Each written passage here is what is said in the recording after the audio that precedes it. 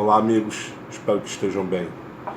Aqui nessa quinta dica eu vou comentar hoje uma questão relativa à prova de psicólogo do concurso do TRE de São Paulo.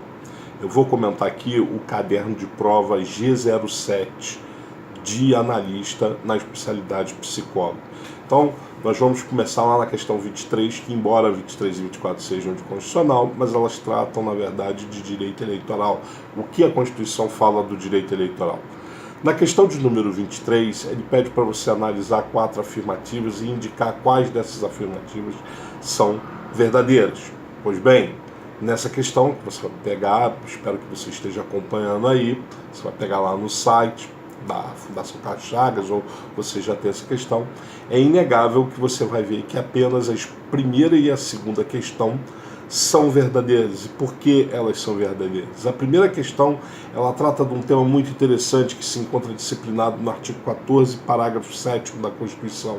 É aquele que fala do detentor de mandato em eleição proporcional, vereador, deputado, ou até mesmo senador, né, na eleição majoritária, que já é titular de mandato e é candidato à reeleição, e o seu cônjuge, seu irmão, ou sim, o seu parente, até terceiro grau, o que caracterizaria a inelegibilidade reflexa. Nesse caso não fica caracterizado porque você já é detentor, portanto, do mandato. Então, no caso aqui, que ele traz, é um deputado federal que quer ser candidato à reeleição, mas a sua irmã já é governadora e também é candidata à reeleição.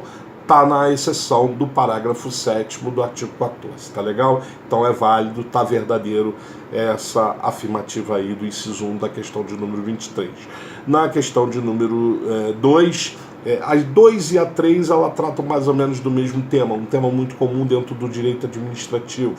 Aquela questão do vereador, ou melhor, do ocupante de cargo efetivo que é eleito vereador ou prefeito. Se ele é eleito vereador, ele pode acumular, desde que haja compatibilidade de horários, inegável, e quando ele é eleito prefeito ou vice-prefeito, ele necessariamente terá que ser afastado e optar pela remuneração.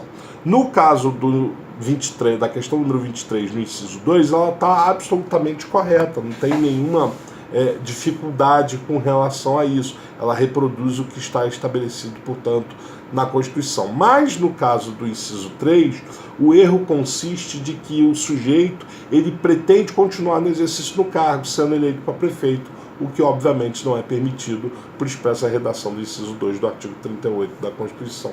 E finalmente o inciso 4, ele fala do vereador que tem sua naturalização cancelada. É óbvio, o artigo 15, inciso 1, diz que o cancelamento de naturalização é um dos casos que caracteriza perda dos direitos políticos. E se ele perde os direitos políticos, inegavelmente ele não pode continuar a exercer o seu mandato. Então, questão de número 23, lá do caderno G07, tipo gabarito 001, que é para analista psicólogo, 23, letra A. Questão de número 24 fala, portanto, da questão relativa aos partidos políticos, uma questão bastante cobrada em vários concursos públicos.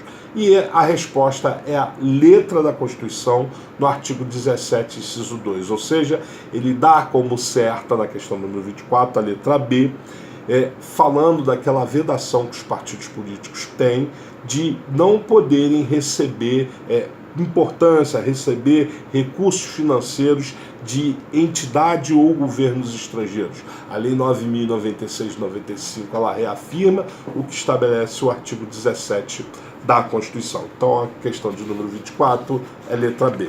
Questão de número 25, questão bem interessante, ela fala sobre o Código Eleitoral, e aí ela traz um tema que é muito chatinho, que você tem que perder muito tempo estudando, mas não tem jeito, você tem que decorar aí, detalhe, não é o espaço aqui, algumas daquelas atribuições, ou melhor, algumas daquelas competências não foram recepcionadas pela Constituição de 88, ou seja, ele fala da competência do TSE.